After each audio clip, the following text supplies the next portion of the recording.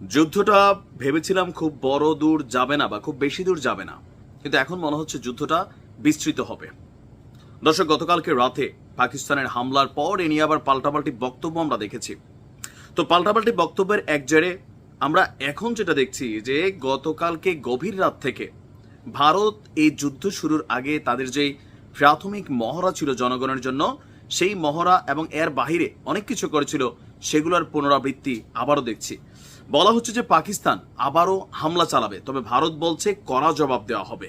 তবে পাকিস্তানের এই আসন্ন হামলাকে কেন্দ্র করে এবার উঠে পড়ে লেগেছে নিজ দেশের জনগণ এবং ভূমিকে সুরক্ষিত করতে বেশ কিছু প্রজেক্ট হাতে নিয়েছে ভারত। ইতিমধ্যেই চিহ্নিত যে রাজ্যগুলোতে ইতিমধ্যেই হামলা হয়েছে বা হামলার শঙ্কা আছে বা পাকিস্তান এখানে টার্গেট করবে, এমন বেশ কয়েকটি রাজ্যকে চিহ্নিত করে সেখানে আকাশ প্রতিরক্ষা সিস্টেম রাশিয়ার তৈরি S-400 এই আকাশ প্রতিরক্ষা সিস্টেম অ্যাক্টিভ করা হয়েছে।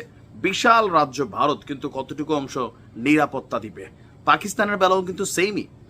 যাই হোক, এর পাশাপাশি এই চরম উত্তেজনা যখন বিরাজ করছে, পাকিস্তানের পাল্টা হামলা ঠেকাতে এরই মধ্যে প্রস্তুতি নিতে শুরু করেছে ভারত। সীমান্তবর্তী রাজ্য রাজস্থান এবং পাঞ্জাবে সর্বোচ্চ সতর্কতা আজকে জারি করা হয়েছে। গতকালকের ঘটনার পর দুই রাজ্যেই সকল পুলিশ সদস্যদের ছুটি বাতিল করা হয়েছে এবং যে কোনো ধরনের জনসমাবেশেও নিষেধাজ্ঞা দেওয়া হয়েছে। কারণ এই দুই দেশের মধ্যে বাংলাদেশও আছে যে মিসাইল আসছে, আমরা সাবধান হব বদলে আমরা যে দেখবো মিসাইলটা কেমন, ভাঙ্গারি দোকানে নিয়ে কত টাকা কেজি বিক্রি করা যায়, মিসাইলের নাট বল্টু কোথায় নেওয়া যায়, এই আছে কিন্তু দুই দেশের মধ্যে। ভারতীয় সংবাদ মাধ্যম এনডিটিভি বলছে রাজস্থানে প্রায় 1037 কিলোমিটার দীর্ঘ পাকিস্তানের সাথে সীমান্ত আছে। এই সীমান্তটি পুরোপুরি সিল করে দেওয়া হয়েছে।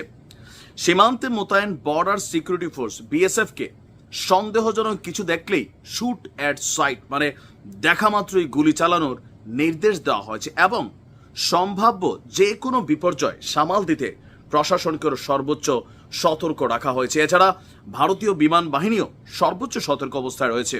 যোধপুর, কৃষ্ণনগর, বিকানের যত রকম বিমানবন্দর আছে সব ফ্লাইট আগামী 9 মে পর্যন্ত স্থগিত করে রাখা হয়েছে। আকাশপথেও সুখোই 30 MKI যুদ্ধ বিমান নিয়মিত টহল দিচ্ছে গঙ্গানগর থেকে কচ্ছের রণ পর্যন্ত অঞ্চল জুড়ে। এর পাশাপাশি মিসাইল প্রতিরক্ষা ব্যবস্থাও এখানে চালু করা হয়েছে। এছাড়াও আমরা দেখছি গুরুত্বপূর্ণ স্থান হিসেবে চিহ্নিত রাজস্থানের বিকানের, শ্রীগঙ্গানগর, জয়সালমের এবং বারমের জেলায় যত শিক্ষা প্রতিষ্ঠান আছে সবকিছুকেই বন্ধ ঘোষণা করা হয়েছে, স্থগিত ঘোষণা করা হয়েছে চলমান পরীক্ষাগুলিও। পুলিশ এবং রেল বিভাগের কর্মীদের ছুটি বাতিল করা হয়েছে। সীমান্তবর্তী গ্রামগুলোতে নিরাপত্তা জোরদার করার নির্দেশ দেওয়া হয়েছে এবং প্রয়োজন হলে লোকজনকে গ্রাম থেকে সরিয়ে নেওয়ারও প্রস্তুতি চলছে। এছাড়া সীমান্তের কাছে অ্যান্টি ড্রোন সিস্টেম ইউনিট চালু করা হয়েছে। আর রাত 12টা থেকে ভোর 4টা পর্যন্ত ব্ল্যাকআউট কার্যকর করা হয়েছিল, যাতে শত্রুপক্ষের আধুনিক যুদ্ধবিমান লক্ষ্যবস্তু নির্ধারণে ব্যর্থ হয়। পাঞ্জাবেও অনুরূপ সতর্কতা জারি করা হয়েছে। পুলিশদের ছুটি বাতিল, জনসমাগমে নিষেধাজ্ঞা। উত্তেজনাকর পরিস্থিতির কারণে মুখ্যমন্ত্রী ভগবন্ত মান সমস্ত সরকারি কর্মসূচি বাতিল করেছেন। তো আমরা সবকিছু মিলিয়ে আপনার যতটুকু বুঝতে পারছি যে আজকের দিনেও যে কোনো সময় দুই পক্ষ, এক পক্ষ আরেক পক্ষে আঘাত করবে, তবে আমরা চাই আঘাত যেন না হয়। দেখেন, এই যুদ্ধ থেকে কোনো কিছু অর্জন করার কিচ্ছু নাই।